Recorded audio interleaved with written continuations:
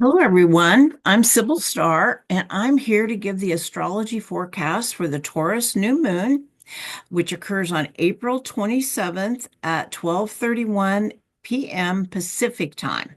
All right, so let's first look at the chart. All right, let's see.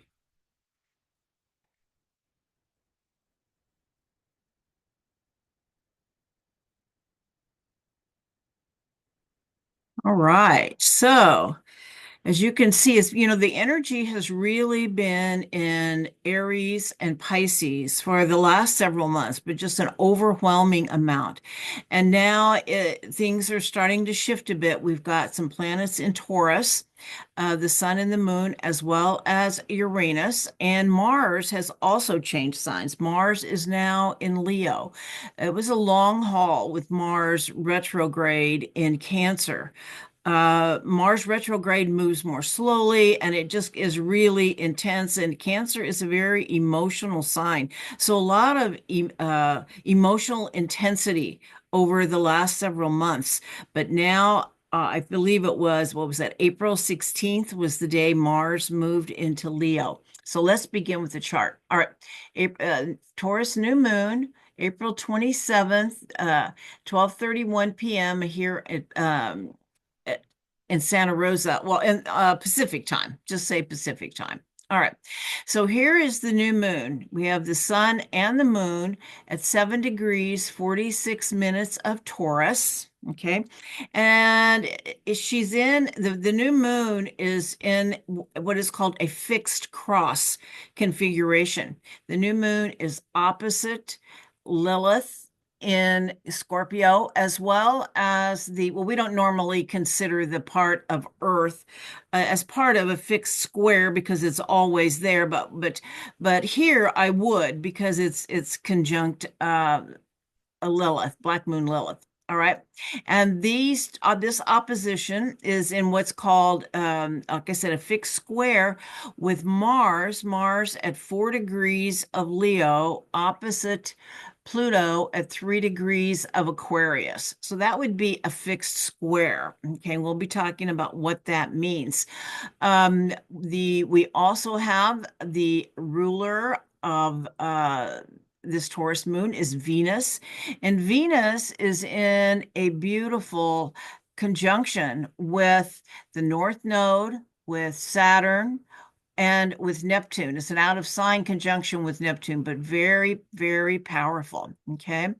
And we have Uranus here at 26 degrees, 8 minutes of Taurus is conjunct the star Algol, the last conjunction of Uranus and Algol. So we'll be talking about that, as well as Saturn and Venus and Neptune conjunct the star Shéat in Pegasus.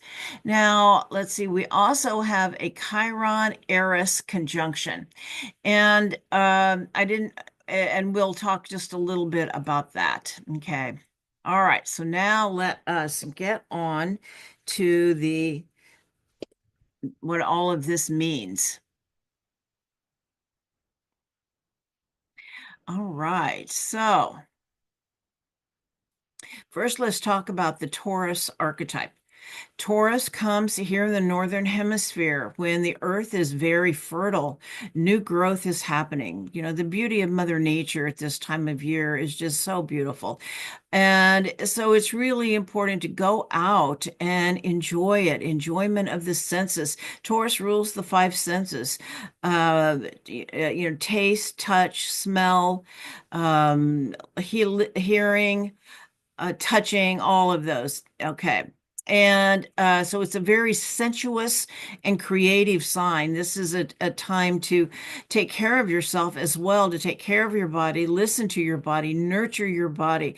Your body may be speaking to you. And if it is really, it's important to listen to what the body is saying to you. It's also a very creative energy and it's very much about natural beauty. It's very artistic and especially in music and sound. Many of our greatest singers and musicians have Taurus strong in their chart. This is a time of year when everything is ripe or coming ripe. There's it's actually flowers that are really blooming. So it's really the beauty and preparing us for the ripeness of the fruit that will come. It's about the nourishment of life. Everything is pregnant with new life force. Okay. And also the magic of Mother Nature, the consciousness of Gaia. Gaia is a conscious being, and at times in like this, when it's so beautiful outside, it's really important to go lay down on her. Let Mother Gaia hold you. Connect to her consciousness. We are part of her. She has given us life. We are her children. We are part of her. Okay. And some of the other things about Taurus, like I said, is very much about, it's the sign most connected with the body, Mother Earth. So it's being grounded, earthing. I just recently bought myself an earthing mat for my bed, and it has really helped my sleep a lot. Okay. Taurus is about what we value. It's ruled by Venus. And it's what we value in life, what is important to us. It rules the second house, which is about our values, which is the Taurus Venus house. It is about living it. Taurus is about the simplicity of life. Eat when you're hungry, sleep when you're tired, and live in the present moment, because the truth is that is all we really have. Worry is futile. Let Mother Nature hold you, and move into the stillness and serenity. We may be in a storm right now, which we are, but Taurus says for us to be like the tree whose roots go deep down into the ground while the storm swirls around. So it's to hold your center, but also like the trees will bend a little bit, in the wind, or they would break. But it's really important though to find your own center and to stay connected to Mother Earth. Taurus is about patience, recognizing that timing is everything. And as I said, to live in the present moment and trust the process. Taurus is very practical and realistic. Some of the shadow sides of Taurus could be they're, stubborn, fixed, unmovable. Taurus can be very concerned about security, especially financial security. So, you can get caught in the trap of believing you are what you have. Because Taurus's words are I have, whereas Aries is I am. Taurus moves into I have. So it can be very attached to possessions. And the thing is, it's ruled by Venus, and Venus is about love. And in Taurus, it's about self-love. And so and self-love relates to self-worth, how we value ourselves. And so, like I said, the trap is aligning your self-worth with what you own. Okay. All right. The Sabian symbol for this new moon is a sleigh without snow. And so this could indicate feeling stuck. And Taurus is one of the signs most easily stuck. And so the question is, what is keeping you stuck?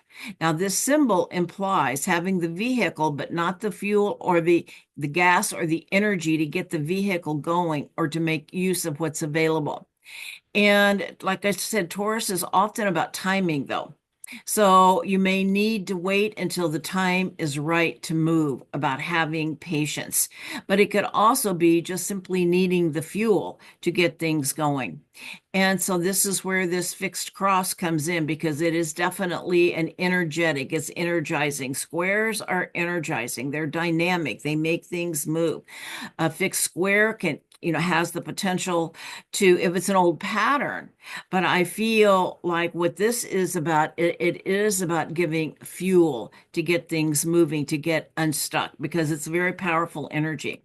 So what we have is we have Black Moon Lilith in Scorpio opposite the sun, and that is square the opposition of Mars and Pluto. So it's two oppositions and four squares, which create what is called a fixed square. Okay. Grand square. A fixed grand square is what it's called. It's a grand square. Okay. All right. So let's talk about the components of this aspect. So we have Black Moon Lilith in Scorpio, which is opposite the sun. And, Black Moon Lilith, Lilith is number one. The Black Moon is the dark side of the moon. So it would represent some of the darker, more shadowy energy of a moon in Scorpio. And Lilith is about, to me, she's one of the dark goddesses, but she's about self-empowerment. She comes in and cuts through the truth with a knife, and she isn't always kind. But often that's what happens, what does they say? The truth can hurt, but it will also set us free once we know it. Okay. And so Black Moon Lilith in Scorpio represents a powerful and transformative energy, emphasizing the themes of sexuality, independence, and emotional depth. I feel like Black Moon Lilith is really wanting us to go deeply into our emotions and can represent an emotional storm. It indicates or encourages exploration of hidden desires and can evoke intense feelings in relationships and often challenging societal norms around intimacy and power dynamics. So it can bring up power dynamics within our relationships. But the goal with this is to get some clarity, okay? As well as there may be some emotions we just simply need to experience and let go of. And I feel like a big piece of it is about mastery of our emotions. Okay. All right. Mars and Leo. Mars and Leo, like I talked a little bit earlier about Mars in Cancer, and Mars in Cancer was a really emotionally intense kind of an energy. Mars in Leo is a bit different. And of course, Mars is the warrior, the protector. He's where we say no, where we set boundaries. It's our direction in life. But number one, it's life force energy. And how to control the life force energy it pours into us. And Leo is a fire sign. And so this brings tremendous life force energy, especially for creative expression. It might be a really good time to have a creative outlet right now because I think it would really help. What is the word I'm looking for? Give us an outlet for this energy that is helpful and useful and healing. Okay. And also puts us on our direction in life because Mars is about our direction in life. And I feel like this whole Mars retrograde was really about the question of what makes you come alive, where to put that life force energy. If you don't have a good outlet, it's going to go somewhere. And so, and it may not be, as there's our outlets that are less helpful than others, put it that way. Okay.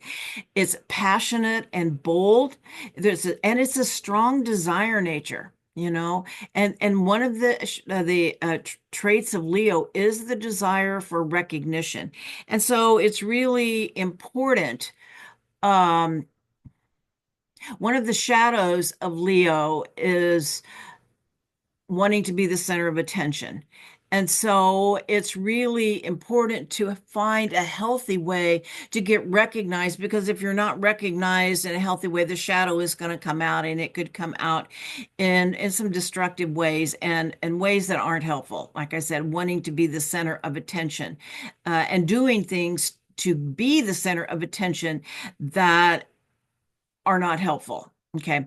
And it's about leadership. That's one of it's a highly creative, passionate, and there is a desire for leadership. And one of the meanings of Leo, because it is, the one of the symbols or one of the archetypes is the king or queen. And so it's about leadership and how to be aligned. Like Leo rules the backbone. And so it's like how to be aligned with your inner truth and not to succumb to flattery. Leo's another shadow of Leo is giving people what they want, not what's really true and authentic. So it's really being aligned with your inner truth, and you will get the recognition you need through your actions. You won't have to act out to get it. Okay. All right. It's opposite Pluto. And of course, Pluto, can bring up our shadow. But Pluto in Aquarius is about the need to express the authenticity of self.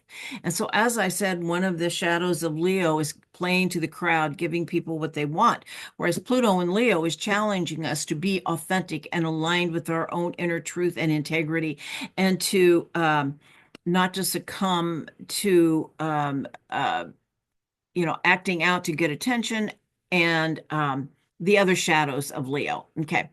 Um, it's about that. I think that's one of the most important things. And it's also, Leo is about the individual and Aquarius is about the group. So once again, it is the power dynamics in the group and the collective versus the desires, our own desires, because Mars in Leo can have a really strong desire nature. Now, this Pluto in Leo is conjunct the stars of Aquila, the eagle. I've talked about this a lot, but I'm still going to. So it's up to me, it's about working with the eagle eye vision and seeing the bigger picture. And it's like, how do you take your Leo individual self and creative gift of our own genius to serve the higher good? Okay, that's what it's about. I feel like that is one of it is about, and to see the bigger picture. And it's also about expanding your spiritual vision. The shadow of Pluto in Aquarius is the herd or mob mentality. Well, there are many, but this is the one I'm going to talk about. All right. Now we have Mars opposite Pluto. And so this can indicate the desires of self versus the needs of the group and how you integrate that, um, and self mastery of the desire nature, because ultimately it is about the alignment of the egoic will with divine will. And the divine will is actually our soul plan. It's actually our egoic will that gets us off track. It also grows the greater reality, but ultimately the goal is to come back into that alignment. And if living authentically and aligned with soul design, with our soul design, which is what divine will is, we will attract what supports us in that goal. So we can really move ahead with that energy.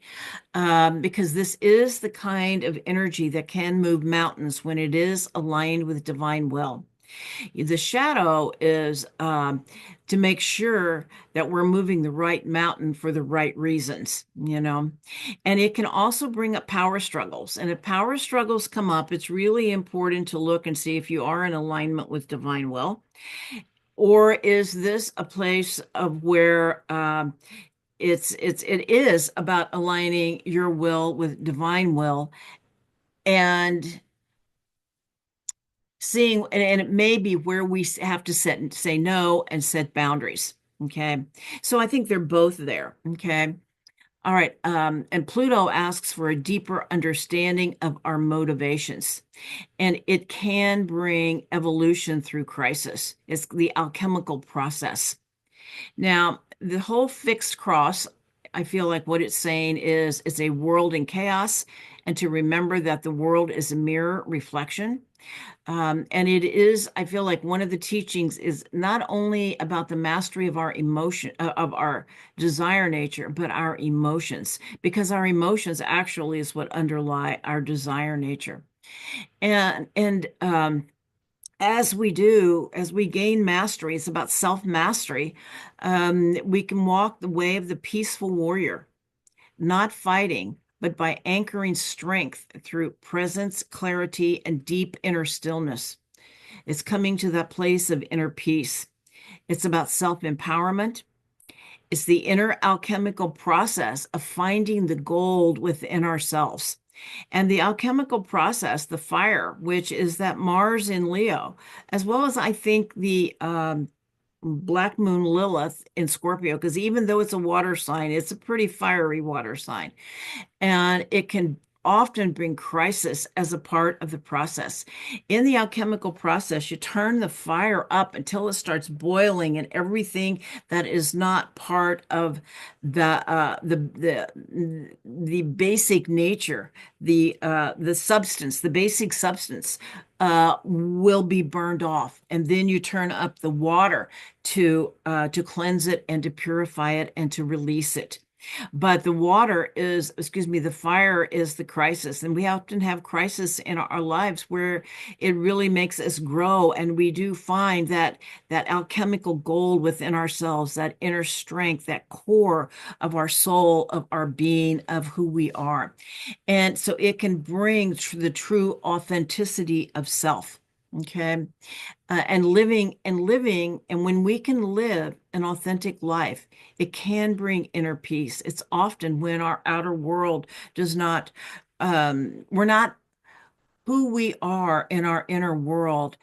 We're not able to express that in the outer world is really what can bring a lot of chaos, inner chaos. But when we can live a life that is authentic for us, we're living our authentic self. And that doesn't mean that it's always easy, but it does bring a sense of inner peace. And as we get to that place of inner peace, and we're not there all the time. I'm not even remotely saying one has to be there all the time.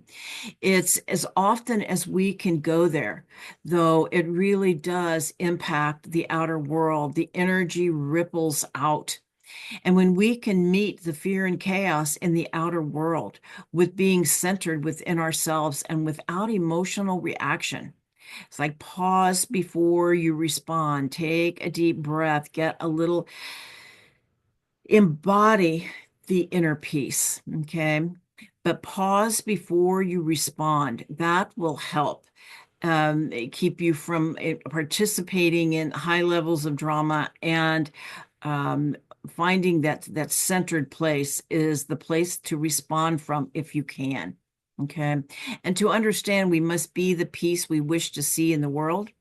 And the more frequently you can come to a state of inner peace will change the world. That vibration ripples out into the world and changes the field. Okay. And you may not even be aware of what you're doing. It isn't even like it's because the world reflects back to us, and it reflects back to us who we are, not necessarily always what we want, but who we are. And when we can put inner peace into the field, it will actually grow that in the field. All right. Now, Uranus, the planet of change and lightning and downloads and what's called the divine mind, is conjunct the fixed star Algol. And we've talked about this before. This is the last conjunction. The next new moon, it will be past it. And you, like I said, Uranus, it takes 84 years for Uranus to make a full trip around the sun, the full circuit. And so um, this is the last activation for like 84 years. Okay. And so the star Algol is aligned with, or is associated with, the myth of Medusa. And, Medusa was part of a triple goddess of Libya, along with Athena and Metis. Athena, goddess of wisdom, Metis, goddess of intuition. And Medusa was a goddess of instinct. And she was also, part of her story is that she was a guardian priestess of sacred rites in the temple of Athena. And there was an incident that happened anyway. That was the divine feminine was violated. That's what happened. And it was during a time during the patriarchal shift when a lot of the divine feminine temples and the mother goddess, the goddess was violated in many ways, as were women and women were violated. It's really the truth of it. Women were violated. And so the story, goes that ultimately her hair was turned into serpents, and she had a petrifying gaze that basically said, "Don't touch me." They said, she turned men to stone, but the truth, it was about sovereign power and protection. Don't touch me. And Medusa energy lives in those who have survived trauma and turned it into transformation and into self-empowerment. So transform this myth into one of self-empowerment. Okay. And in this year of the serpent,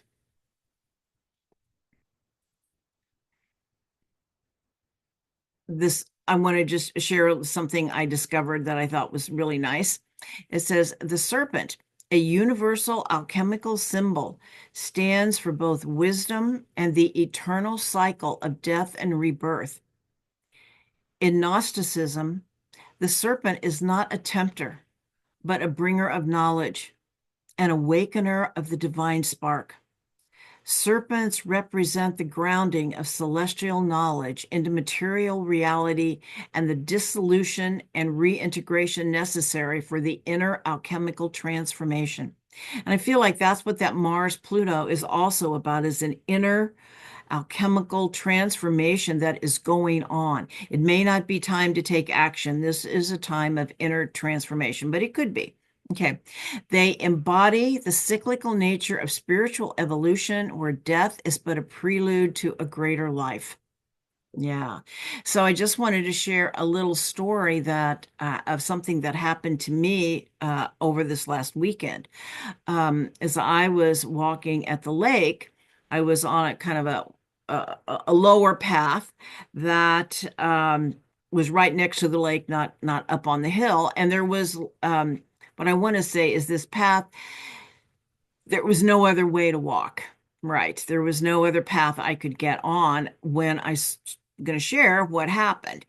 So I saw up ahead of me some vultures, like some really big vultures, probably seven. I think about seven. And so I knew something had died. I didn't know what, but like I said, there was no divergence from this path. I had to keep walking, that there was no other way.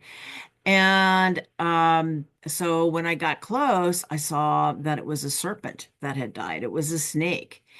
And now it looked like a rattler. Now I know that there's more than one snake that has that marking. So I don't know that that was a rattler, but we certainly have them around here. So anyway, the turkey vultures moved so that I could walk by. And it was, like I said, a pretty dramatic scene. And it happened over Easter weekend, Holy Saturday. And so what has come up in some guidance I received, and one of the meanings of this could be that it was about the courage to face death. This was on my path. This was something I had to confront and look at, and it was pretty dramatic, like I said. And they're both symbols of death. You know, the serpent shedding its skin and the vulture eating the carrion, and the purifying. So I would say, so I really asked myself, what needs to die in my life so that a rebirth could happen? And this was Easter weekend. So I would say that to you as well. What needs to die in your life so that a rebirth can happen? We know that a new world is being born as the old one dies. So it's happening it's happening everywhere. As they say, the train has left the station. The new world is coming, the old is dying. So I felt like this was just a really significant symbol. All right. Now, the next thing I'm going to talk about is Neptune in Aries. Neptune is conjunct Venus, Saturn, and the North Node, but out of sign. But I'm first just going to talk about Neptune and Aries, because to me, this is such a significant shift, more so than, and of course, when it conjuncts Saturn, that's going to, at 0 Aries, that's extremely powerful. And Neptune has not been in Aries and since I think it's 1861 or 2, and it was right around the time of the Civil War. And there was a lot of other things going on, but anyway, it was Neptune is at 0 Aries, which is Aries point. And this is a very significant degree in the zodiac. It's been activated numerous times this spring, and it's still going to be activated even more when Saturn moves in. Anyway, but it's the beginning of the zodiac, the beginning of the zodiacal year, and giving birth. And I love and I have talked about it before, but I think it's important to talk about it again. The Sabian symbol for Neptune and Aries is a woman. A woman has risen out of the ocean. A seal is embracing her. It's the emergence out of the realm of potentiality into the realm of this reality. This is the beginning of a whole new impulse, creative and responsive. And okay, Aries, of course, zero Aries is so much about stepping out of the collective unconscious into form. And and it's about the I am consciousness. And the I am consciousness is a statement of self-awareness and a fundamental state of being which exists beyond the limitations of the ego and external circumstances. It's a recognition of one's inherent presence and a connection to a deeper, unchanging reality.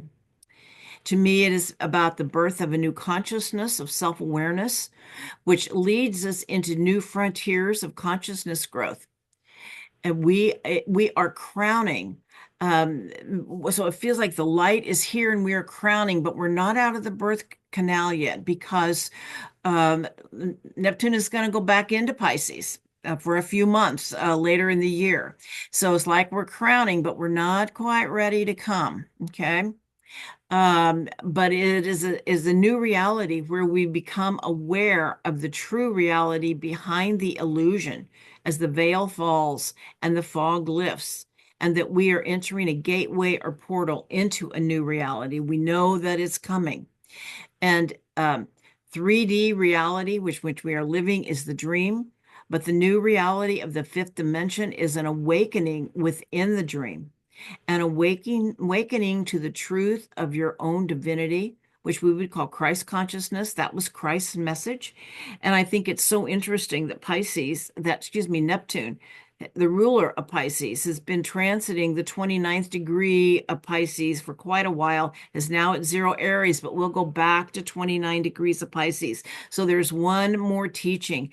And Pisces is about the Christ consciousness. That is about our own inner divinity. Christ, that's what the teaching was to help us do this. Remember who we are. Okay.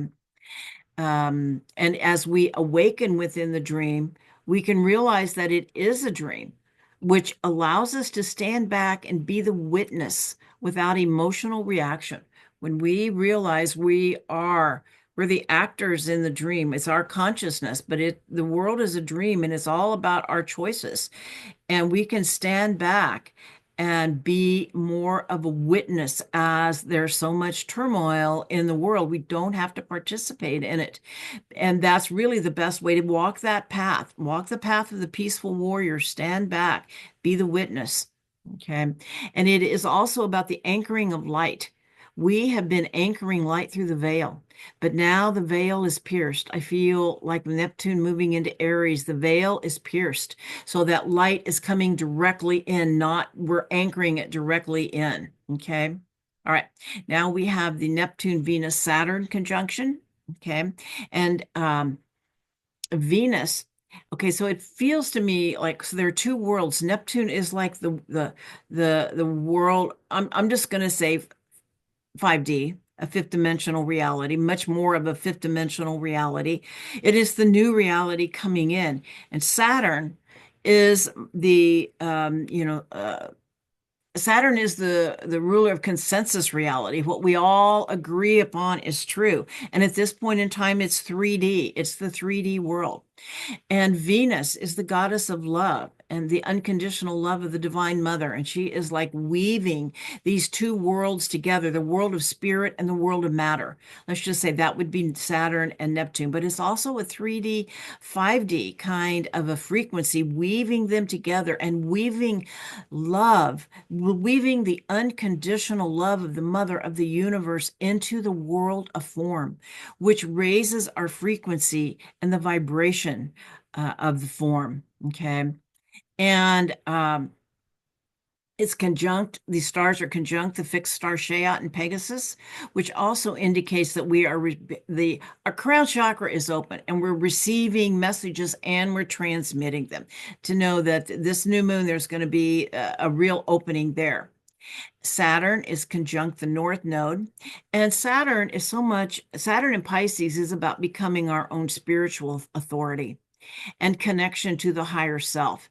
And so I would say during this time, as we find our center, it allows us to connect to our higher selves. and to make the space to listen to our inner guidance. There's a real, it's like an arrow. The North Star is about the importance of meditation and a daily spiritual practice, to be able to step away from the drama and be the witness. And this allows us to release the illusion of control and follow the flow, and understand at this point in time, we actually impact the world more by our frequency than what we are doing. Okay. Now I want to share with you an image here. And this is from Dr. David Hawkins. Let me get it up here. Okay. Oh, I see. I'm not actually sharing it though.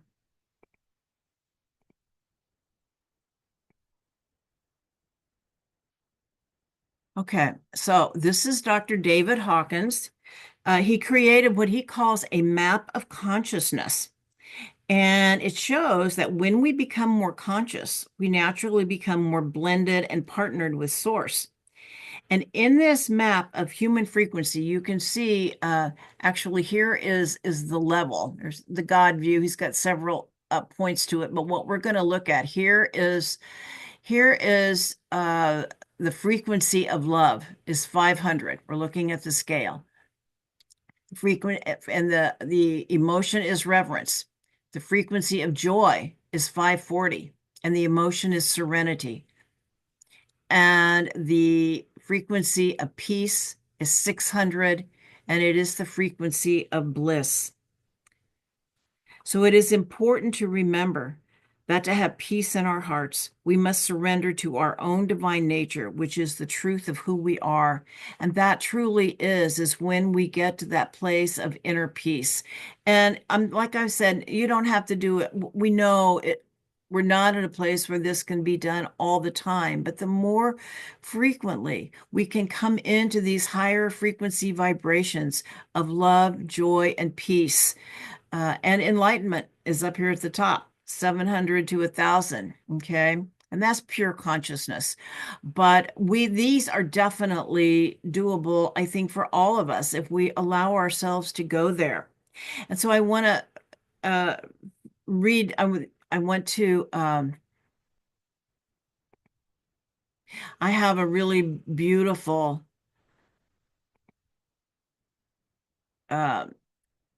piece someone wrote. It's prose, but it's really written in a poetic manner. And it's called The Art of Peace.